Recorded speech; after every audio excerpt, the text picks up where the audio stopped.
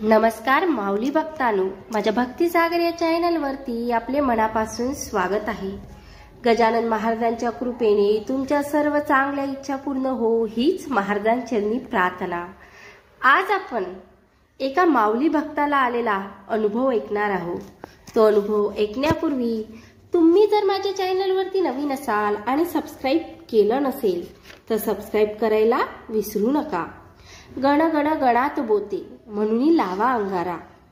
आशा Bhaurao Itankar, R मोरी, गडचिरोली या भक्ताला आलेला अनुभव आज आपण ऐकणार आहोत। जय गजानन। आपण गजानन महाराज भक्त, महाराजांची भक्ती करतो। कधी कधी अडचण आली की ती सांगायला त्यांच्या समोर बसतो। कधी कधी मार्ग निघाला की आनंदित होतो, मार्ग न मिळाला तर हताश होतो। पुन्हा महाराजांना प्रार्थना करतो। कधी कधी सुप्त मनातून अचानक काही सुचतं आणि तो उपाय काम करून जातं।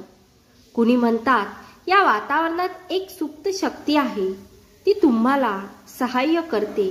खरंच पण माझ्यापुरतं बोलायचं तर माझ्यासाठी त्या शक्तीचं नाव आहे समर्थ सद्गुरू श्री गजानन महाराज। मला माझ्या दोन्ही मुलींच्या बाबतीत थोडाफार असा अनुभव आला। आता पुढे काही सांगायच्या आधी मी माझी थोडक्यात ओळख करून देते। मी आशा भाऊराव इटनकर, लोकसेवा हायस्कूल नवरगाव इथून शिक्षिका म्हणून निवृत्त झाले। मला 2 मुली आहेत, दोघींचीही लग्न झाली। मोठी मुलगी शीतल आयुर्वेद डॉक्टर आहे, धाकटी मुलगी रश्मी इंजिनियर आहे। शीतल गडचिरोलीला जिल्ह्यात आर मोरी येथे असते। सध्या मी तिच्याकडे असते। रश्मी नोकरीच्या निमित्ताने पुणे येथे असते। माणसाच्या आयुष्यात कधी कधी अशी काही परिस्थिती उद्भवते की काही निर्णय त्याला अपरिहार्यपणे घ्यावे लागतात। रश्मीच्या बाबतीत असं झालं की 28 जानेवारी 2016ला रश्मीच्या वडिलाचं हार्ट अटॅक येऊन निधन झालं। रश्मी 15 दिवस सुट्टी घेऊन आली। सर्व सोपस्कर पूर्ण करून परत कामावर रुजू झाली। लगेच जून महिन्यात तिचे सासरे वारले, त्यामुळे तिला पुन्हा सुट्टी घेऊन नागपूरला राहावं लागलं। या सर्व घडामोडीत तिचं कंपनीच्या प्रोजेक्टकडे दुर्लक्ष होऊन तिला कंपनीत त्रास झाला आणि तिची नोकरी सुटली। तिचे नोकरीसाठी शोध प्रयत्न सुरू झाले। ती मला म्हणाली, आई मी तर महाराजांना प्रार्थना करतेच आहे, पण माझ्यासाठी तू पण त्यांना विनंती कर। त्याप्रमाणे मी महाराजांसमोर बसले आणि मंगळवार, बुधवार व गुरुवार असं 3 दिवसाचं पारायण व लगेच म्हणजे गुरुवारी झुणका भाकर नैवेद्य अशी 11 पारायण महाराजांसमोर बसून कबूल केली। त्याच विचाराच्या तंद्रीत असताना रश्मीचा फोन आला। आई माझं काम होईल ना? केव्हापर्यंत व्हावं?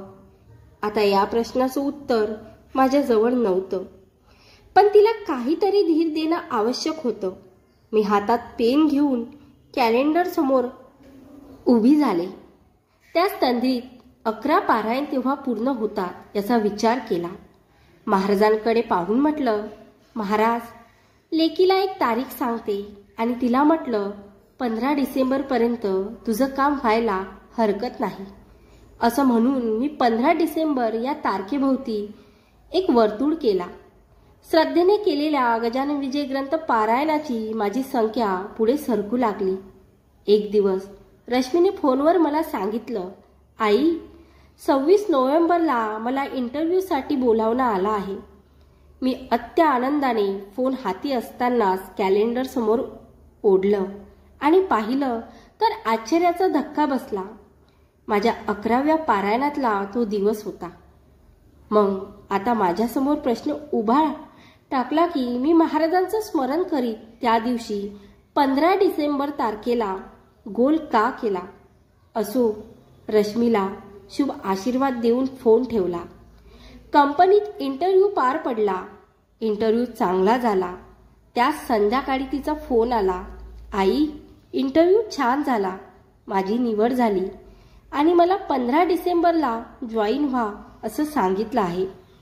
तिच्या या वाक्याने माझ्या मनात 2 गोष्टी प्रकर्षाने प्रकट झाल्या. एकतर 15 डिसेंबर ही तारीख कळत न कळत आधीच वर्तवल्या गेली होती आणि दुसरं म्हणजे कदाचित महाराजाचं सांगणं आहे, बाई ग, केवळ 11 पारायणावर थांबू नकोस. पुढे 15 तारखेला माझं 14वं पारायण संपलं. मग मी न थांबता 108 पारायणं पूर्ण केली. आणि इथे वेगळं सांगण्याची गरज नाही की रश्मीच्या मनात गजानन महाराजांविषयी भक्ती वाढीस लागली. पुढे 4 जून 2018ची गोष्ट. मोठ्या मुलीला शीतलला ताप येऊन श्वास घ्यायला खूप त्रास होऊ लागला. श्वास घेण्याचं कठीण झाल्यामुळे तिला तातडीने नागपूरचे हृदयरोग तज्ज्ञ डॉक्टर माहुरकर यांच्याकडे ॲडमिट करणे क्रम प्राप्त झाले. डॉक्टरांनी त्याच्या परीने सर्व उपचार लगेच सुरू केले. कुठलीही शंका शिल्लक राहायला नको म्हणून तिच्या सर्व टेस्ट करण्यात आल्या. अगदी ब्लड टेस्ट, हार्टच्या ECG सर्व पार पडल्या. इतकेच नाही तर स्कॅन आणि MRI सुद्धा केले, पण सर्व टेस्ट नॉर्मल आल्या. डॉक्टरांना काही निदान होत नव्हतं. औषध दिले की तेवढ्यापुरतं बरं वाटायचं, पण पुन्हा एरे माझ्या मागल्या होऊन 15 दिवसात 3 वेळा ॲडमिट करावे लागले. डॉक्टरबद्दल, हॉस्पिटलबद्दल सर्व झालं. डॉक्टरांना सुद्धा आश्चर्य वाटलं की असं का व्हावं. ताप मात्र रोज चढायचा, उतरायचा, ताप कमी होत नव्हता.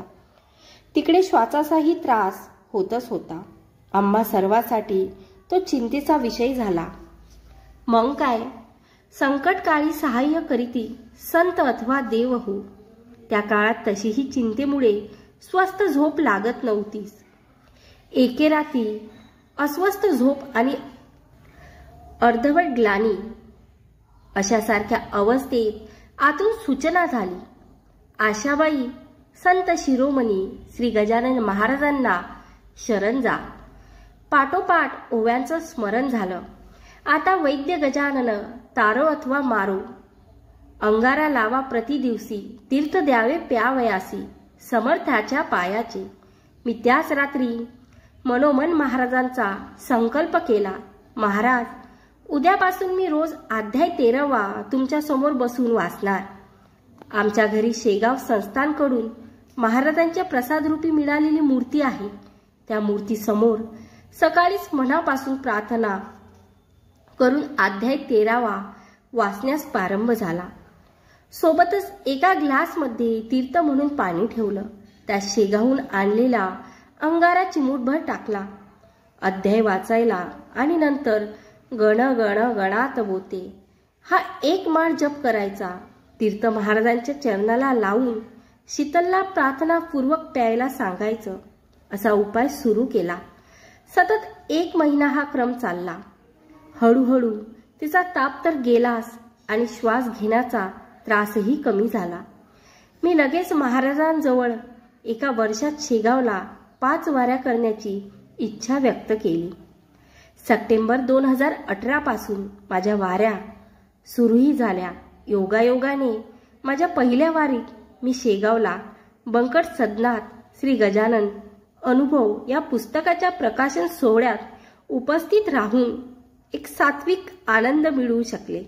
असो, नोकरीच्या अनुभवातून लहान मुलीच्या मनात श्रद्धा वाढीस लागली, तर तब्येतीच्या अनुभवातून थोरल्या शीतलच्या मनात गजानन महाराजांचं स्थान अधिक दृढ झालं.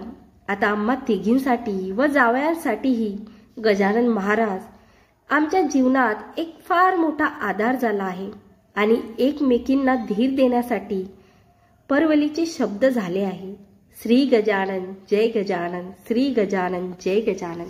माऊली भक्तांनो, तुम्हाला हा माऊलींचा अनुभव कसा वाटला कॉमेंट्समध्ये टाईप करून नक्की सांगा. आणि हो, जय गजानन टाईप करायला सुद्धा विसरू नका.